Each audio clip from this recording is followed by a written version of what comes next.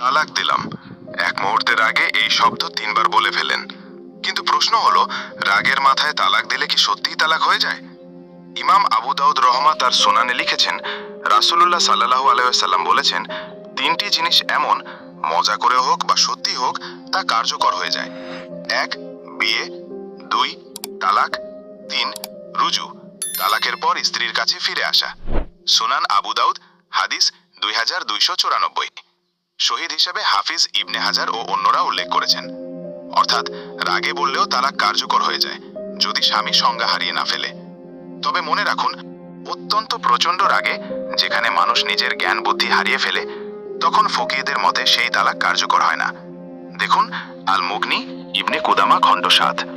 ইমাম ইবনে তাইমিয়া রহমা বলেন, যদি রাগ এত বেশি হয় যে মানুষ অজ্ঞান বা সংজ্ঞাহীন অবস্থায় থাকে, তবে তার তালাক গণ্য হয় না। ভাই ও বোনেরা,